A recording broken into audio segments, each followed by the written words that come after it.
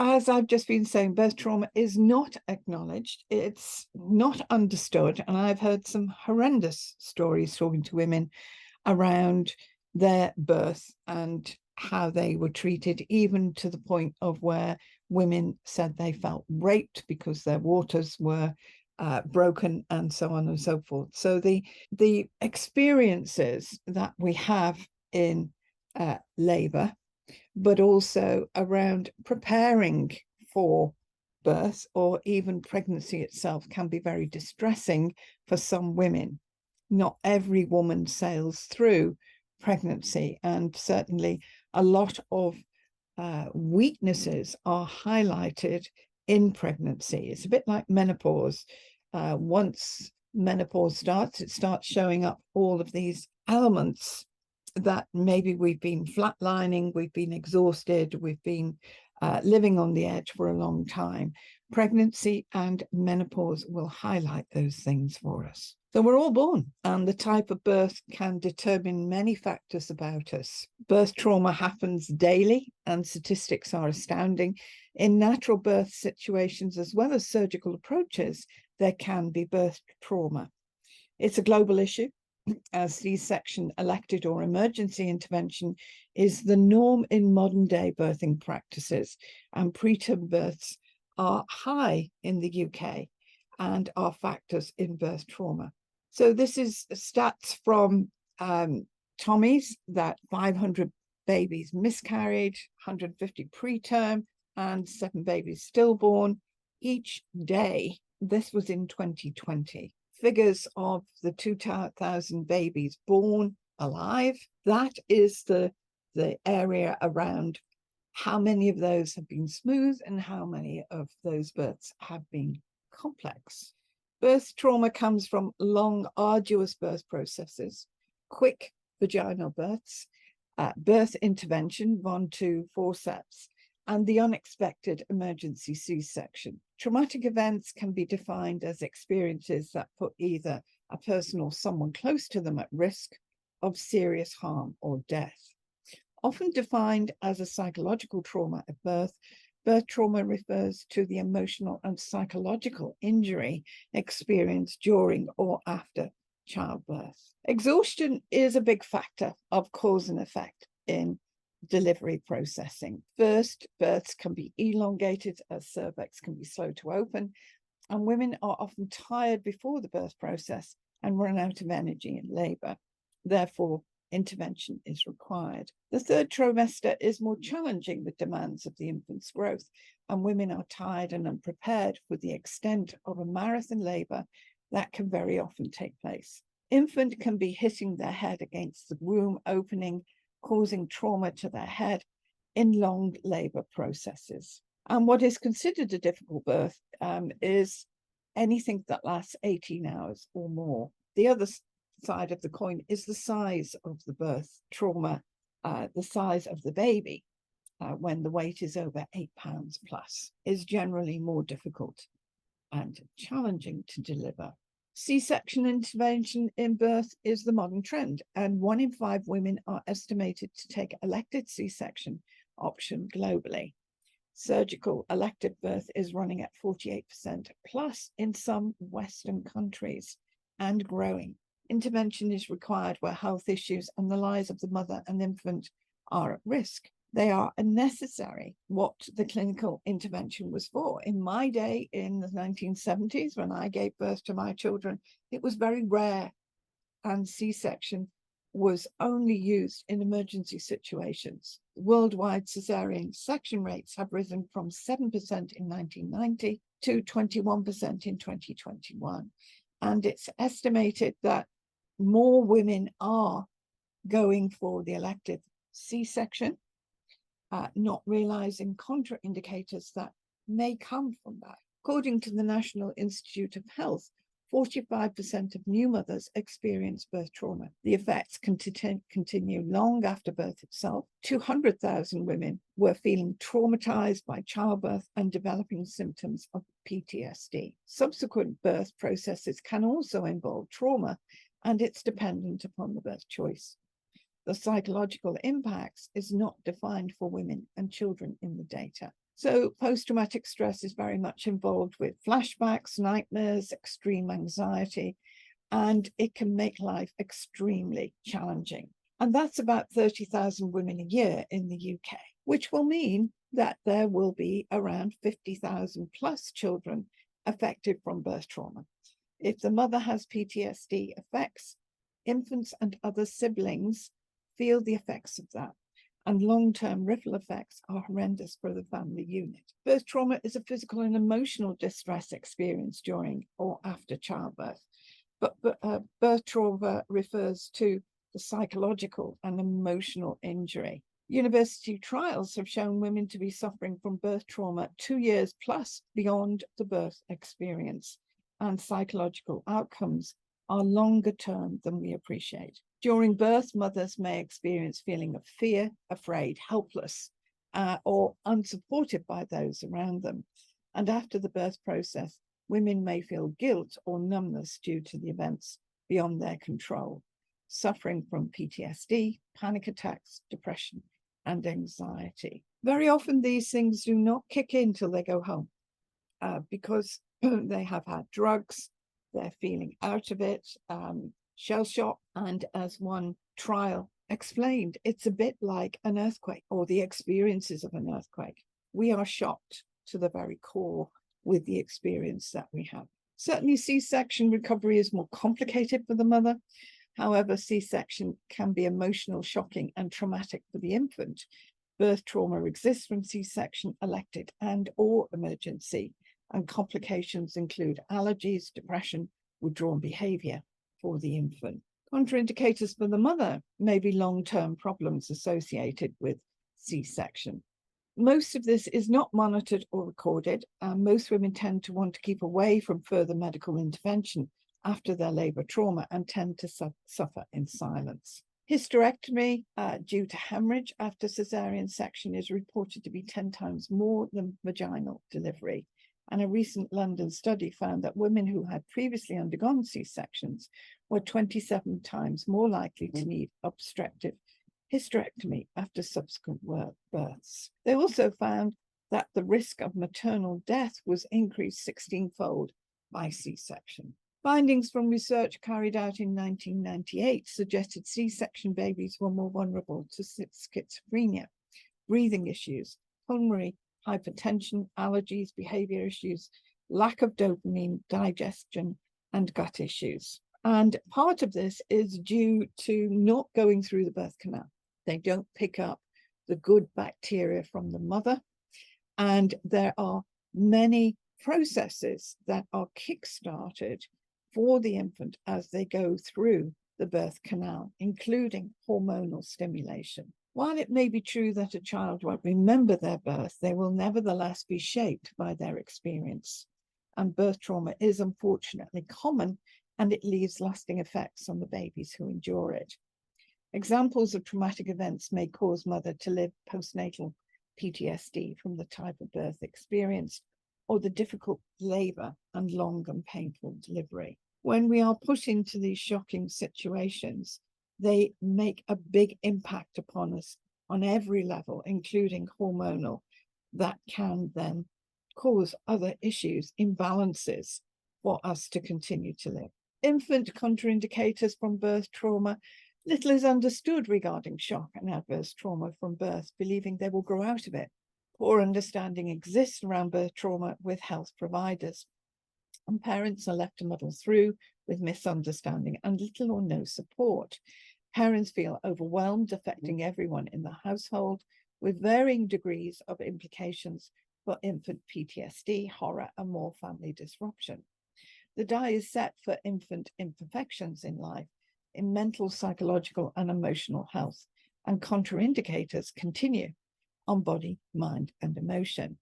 I know this because my son I had a quick birth and my son wasn't ready, and he experienced birth trauma back in the 1970s, and it happened when, well, straight away actually, because he was put into the nursery as they did in those days. You didn't have the baby with you all the time, and they would come and wake me up because they could not settle him in the middle of the night. And this continued. It would start around about half an hour to an hour, no, about an hour before the birth time, the time he was born.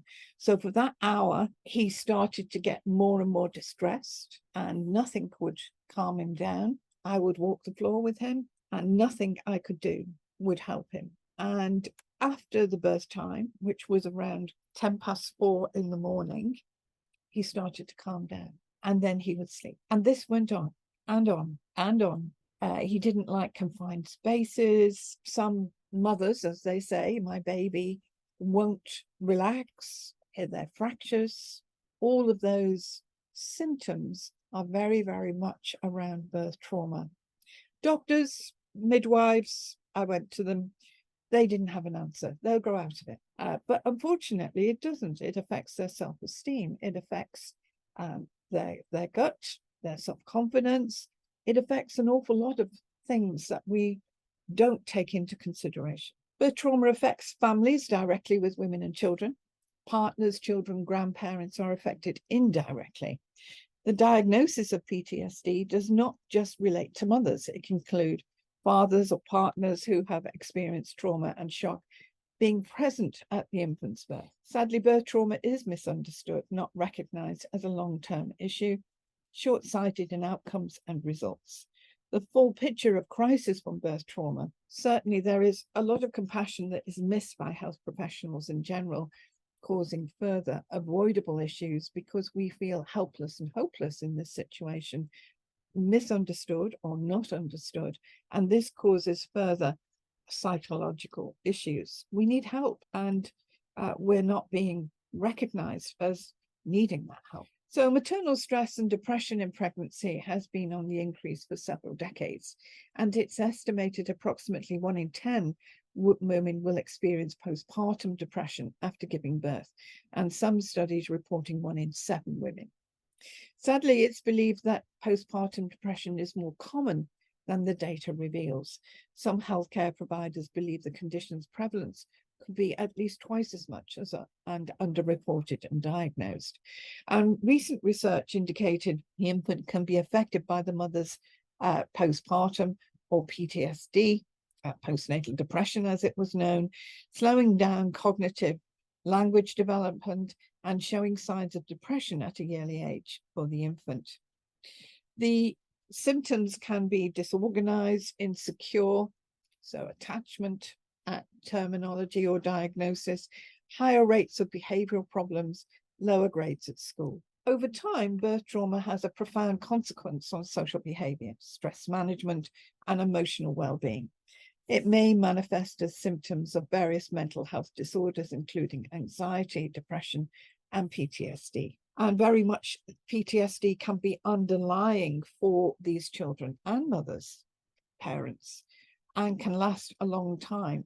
If you are living with underlying PTSD from such a young age, it becomes part of your baseline. And until it is removed, you continue to live the effects of that. So we're learning that trauma from childbirth is not only stored as a subconscious memory within newborns, it also impacts their life at a critical time in their development, affecting their entire neurological system, from their learning capacity to mental orientation, emotional stability, and stress management. Although the infant has an unconscious mind, experiences become the blueprint on which future psychological development takes place. It becomes a template, and subconscious stores memories. Psychologists believe children who had difficult births are more likely to be angry, aggressive, anxious compared to children who had easy births. And that comes from the amount of cortisol, that hormone cortisol that has been created. The mother was distressed, or even in the birth process using synthetic oxytocin, etc. It causes more pain, and the infant, quite logically, is going to be bombarded by these chemicals. And when there is cortisol, there will be testosterone, which means that they have more of an aggressive tendency because of what they have been made from. Behavior issues are factors lived from birth trauma, ADHD, hyperactivity, etc., irrational outbursts of behavior, depression, anxiety, isolated and withdrawn behavior, living with shock and trauma, underlying PTSD, etc. Physical gut, skin disorders, various allergies and eczema, and birth trauma is involved in all types of mental health and cognitive issues in adults and children. Children who have experienced complex trauma often have difficulty identifying, expressing, and managing emotions, and may have limited language or feeling states. Often internalize or externalize stress reactions, and as a result may experience significant depression, anger, and anxiety. So the imprints on the infant's nervous system after a traumatic birth are starting to be linked to neurodevelopment disorders. A staggering 80% of children with sensory processing disorder, ADHD, development delays, and autism have a history of underlying birth trauma. Now, obviously, from a logical state, if we treat the infant early, it doesn't matter, we can treat them whatever age, but early, it means that these children will not develop, and it's slowing down and creating more of a balance for hormonal and endocrine function, nervous system function, etc. And this is where we can change these children around and not live this. This little boy I treated going back to about 2005, I think. It was a friend's baby. She lived in Sweden and asked me to go and help her because she'd had a traumatic birth and she was suffering PTSD, and so was her baby. I flew out there to see them and treated him for 3 days, 3 sessions over 3 days. He was very traumatized. As you can see, he's not a happy little chap, and his little hands are all scrunched up, and he was in fear, he was in shock. And it's very scary seeing a child like this that can't relax, who is fractures, they are affected, they can't sleep, they jerk, they are very, very unhappy, and it's not a great start to life. Also to take into consideration is where there are drugs that are used, synthetic drugs and so on, it will affect the infant. There is no pain and placenta barrier where this is not going to affect the infant, and they will feel the effects from the drugs and the medication given to mother, and it can take days to reduce the birth process. And this is where the infant may be very quiet in hospital, and then it starts to come out as the drugs wear off, as the stupefaction wears off, or the numbness wears off. They can end up having a big headache. They're in shock. And in some cases where Forceps and Vontau has been used, they are feeling a lot of aches and pains, and their head, very often swollen from Vontau and Forceps, can be quite delicate. And it's like having you've been kicked around, your head's been kicked around. So the symptoms of birth trauma for the infant, they fight sleep. They don't want to go to sleep because that's where they have the nightmares and the PTSD effects, the flashbacks. They become clingy. They will jerk and fractures in their sleep. They vulnerable. They want you to carry them around because the only thing they know is you.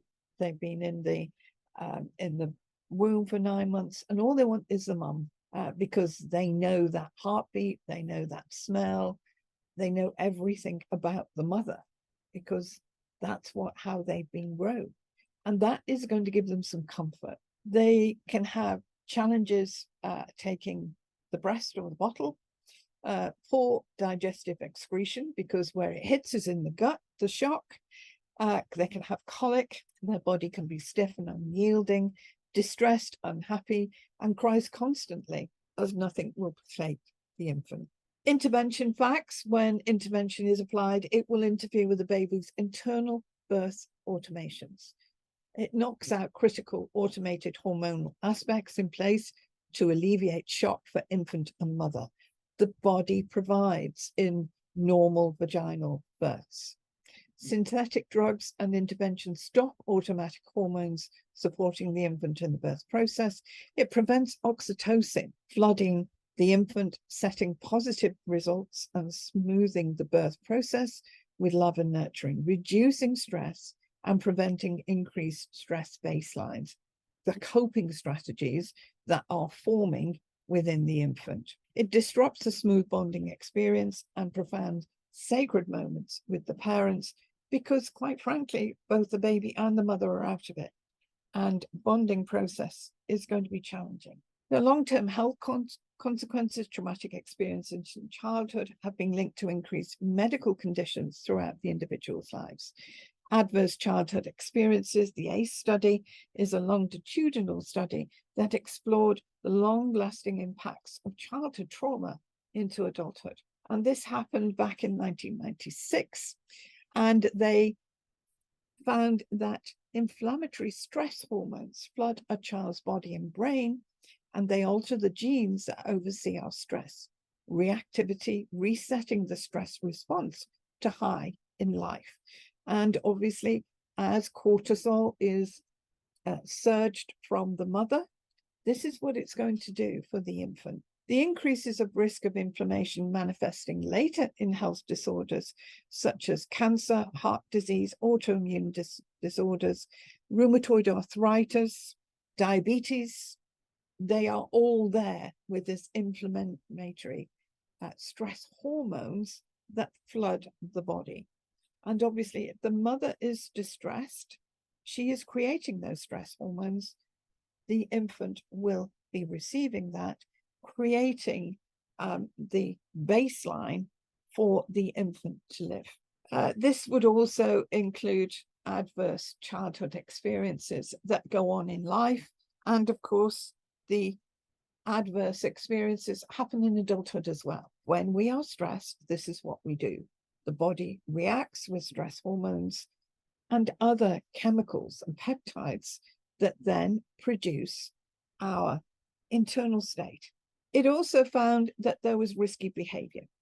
ADHD is going to be more prone to alcohol, drug abuse, unsafe sex, because of the testosterone, cortisol that is in charge here, driving the individual teenager child. It creates irrational and risky behavior, adversity showing physical, psychological, and emotional impacts, depression, anxiety, suicide, chronic disease, cancer, diabetes, and so on. They tend to miss opportunities, so their lifestyle and their life can be quite chaotic. Anorexia, eating disorders are also involved in the type of birth and pregnancy that the mother has had. ADHD is associated with birth intervention processes.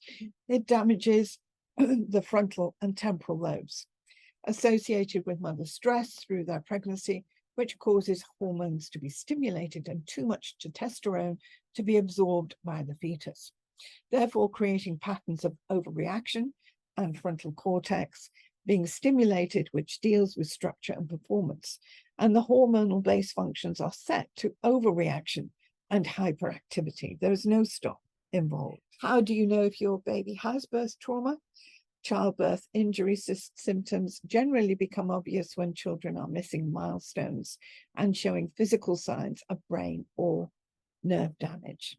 Symptoms to look for between 12 and 24 months include delays in speech or no speech development at all, difficulties in eating, drinking, grasping utensils, or using cups.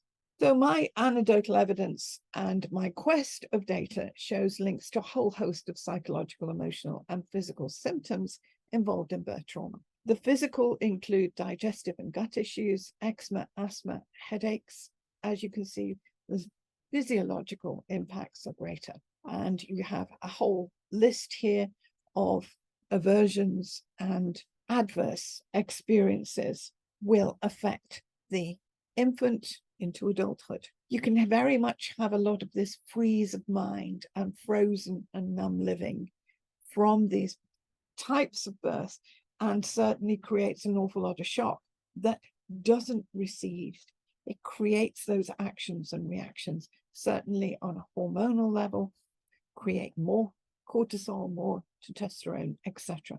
Dopamine is very much involved, and it's a delicate balance with dopamine that is held and regulated by the frontal cortex. As we said, bonding and oxytocin, if there is an awful lot of surges from testosterone and cortisol, it means that both mother and baby will find it a challenge to bond because oxytocin won't be there. And it's the oxytocin that gives that flood not only in pregnancy, but also when the child is born, to be able to recognize, have that bonding, and create that long-lasting connection.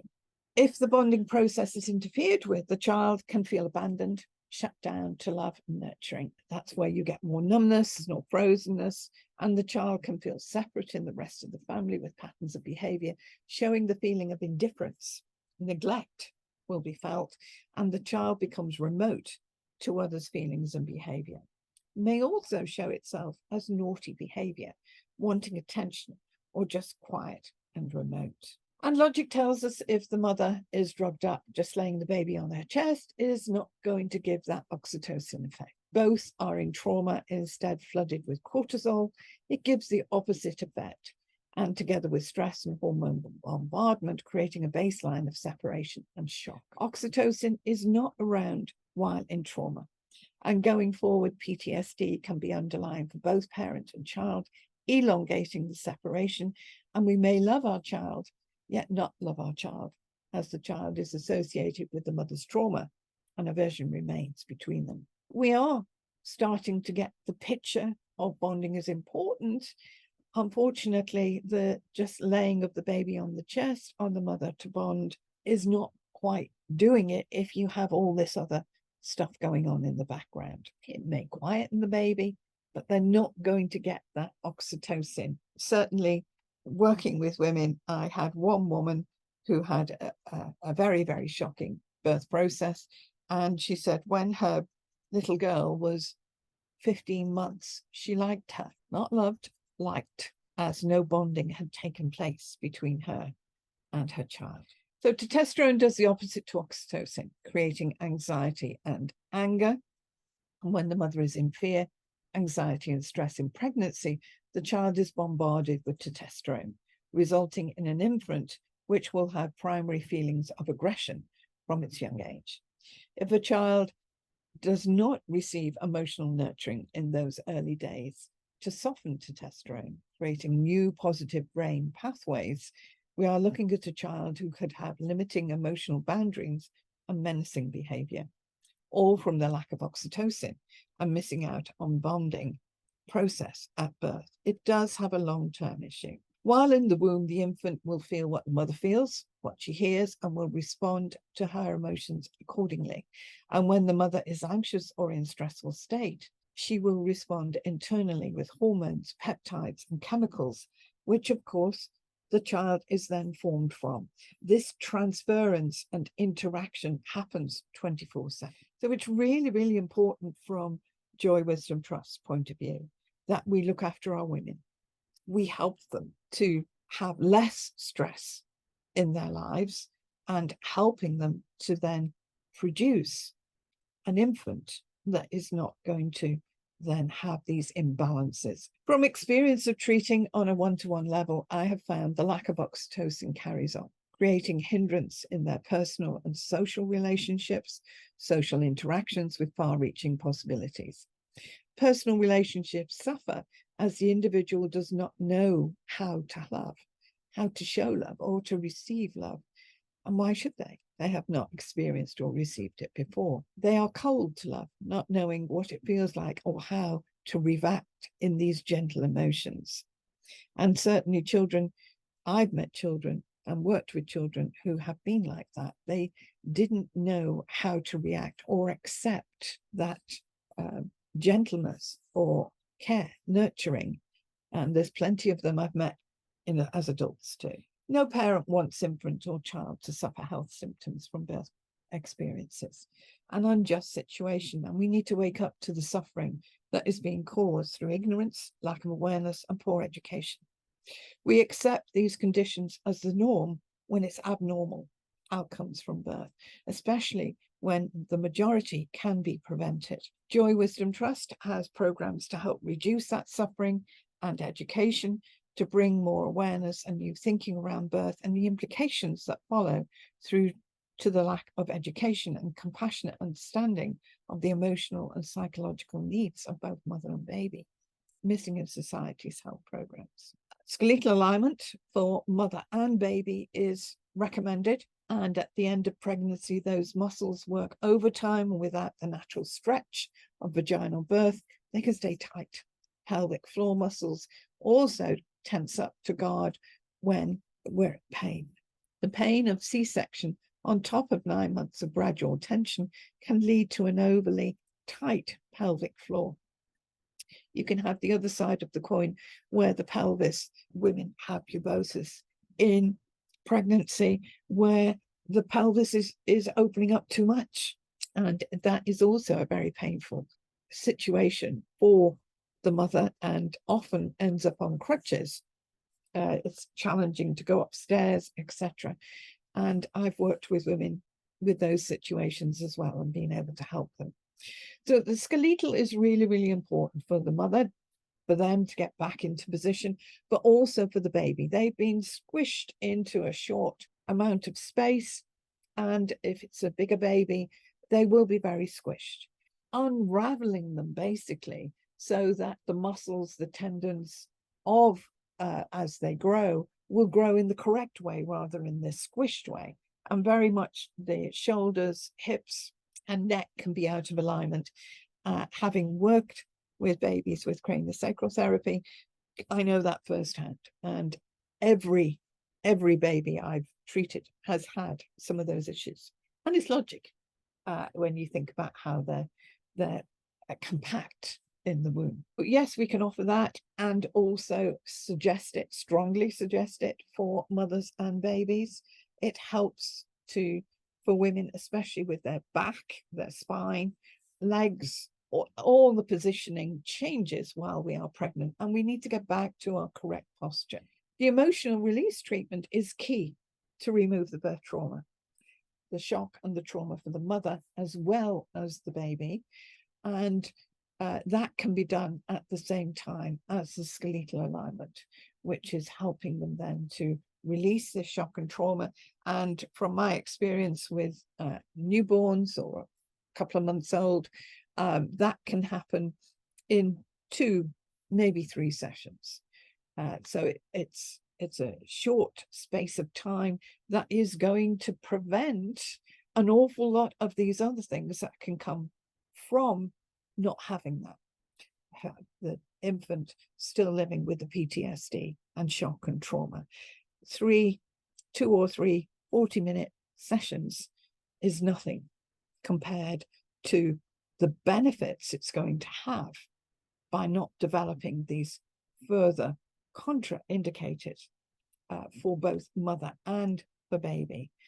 If we deal with them early, we can help the mother not to develop this PTSD and postpartum depression. I've worked with women on this level as well.